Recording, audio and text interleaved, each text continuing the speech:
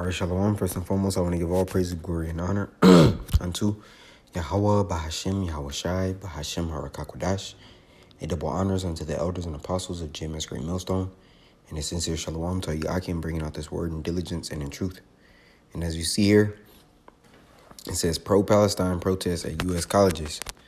It says students' demonstrations against the war in Gaza have been marred by clashes and multiple arrests.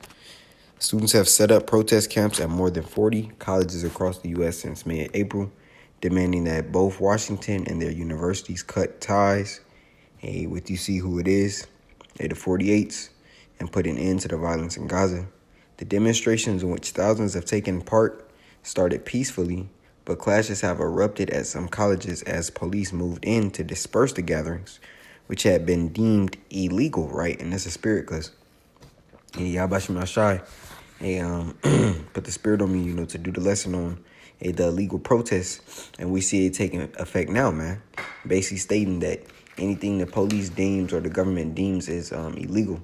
If one person is destructive or says something, that's not quote unquote legal, hey, guess what? The whole protest and everyone at the protest can be deemed liable, right? It says hundreds have been arrested.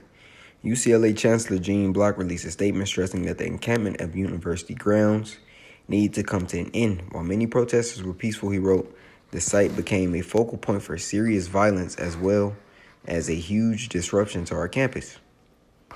Around 300 protesters had left voluntarily, and more than 200 had refused to leave and were arrested. He promised that the university will continue to back both pro-Palestine and pro-48 students in the spirit of listening, learning, and mutual respect. And here you see Oregon police have detained the driver who briefly accelerated his car towards protesters. Let's see. So that's in Oregon. Let's get some more. Oops. That was it. Hey, but to hop into the precepts and how does this apply to prophecy? Hey, well, ultimately, this is a split. We understand what the scriptures say about the split between, views. I want to start off with the book of Isaiah. Because these are students that are protesting. It's Isaiah 19:2. Because those that have differing opinions and our views, they're ultimately going to fight against each other. This is Isaiah 19:2. And I'll set the Egyptian against the Egyptians, and they shall fight, every one against his brother. Slacking. And everyone against his neighbor. City against city, and kingdom against kingdom. And here you just see, so far has been, so-called peaceful protests, but soon is going to get, violent, because these people are sick and tired of what America is doing and how they're helping other people, other nations across the world, but not helping the citizens here. The second Edges 9 at the top, he answered me then and said, measure thou the time diligently in itself. And when thou seest part of the signs past, which I have told thee before, then shalt thou understand that it is the very same time wherein the highest will begin to visit the world which he made. Therefore, when there shall be seen earthquakes and uproars of the people in the world, and that's what we're seeing, uproars of the people, and it's right now, it's just on a social level because they're seeing the atrocities done, by the 48ers to the Palestinians, so forth and so on. But what happens when, it gets personal in the city, when it touches, more, how can you say it, more sensitive topics, like famine, when you can't eat, or when it's political views, red versus blue.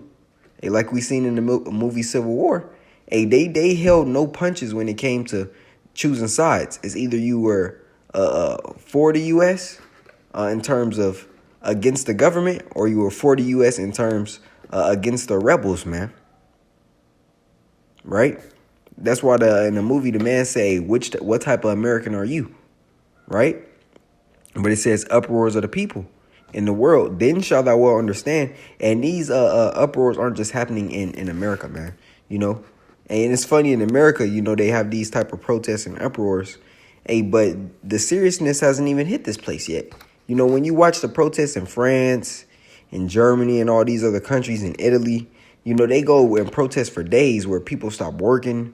the government has to then, recover from unproductivity.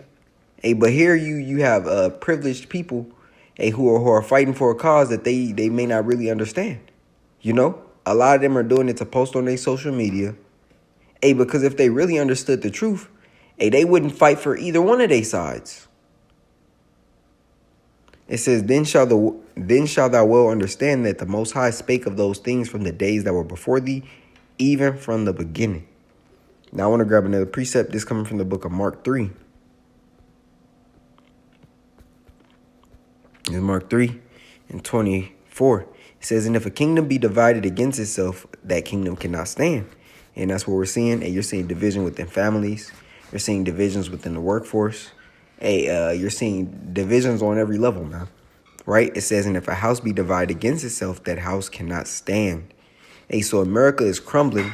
And ultimately, it's going to get down to the point, hey, where the citizens are going to fight against their government. Hey, because we haven't seen that yet, a civil war type scenario since, the first Civil War. But, hey, with Trump basically putting it into the people's minds, the vibration of, oh, I'm going to put power back into the police's hands. I'm going to take the immigrants out of this country, because that's the sentiment in which he's pushing, which is all, it's all control tactics by the elite, to basically sway the mind of half of America, so to speak. But these things are going to be catalysts in which move people to action, man. And that action is going to get deadly. So right now it's still peaceful because it's, it's conflict about conflict in the Middle East. But what happens when there's more conflict in the inward, in the unwalled villages, man? That's when things start to get deadly. When the scripture says, hey, you shall see men fighting with swords in their hands. That's when you're going to see a bloodshed. That's when things are going to get serious. Hey, so this is all just more like a spark that's going to lead into a fire, And I just want to report on it through the Spirit. Hey, Lord willing, it was edifying. I want to give all praises, glory, and honor unto Yahweh, Bahashem, Yahweh Shai, Bahashem, Harakakodash. Hey, double honors unto the elders and apostles of GMS Great Millstone. And a sincere shalom to Yakim, bringing out this word in diligence and in truth. Shalom.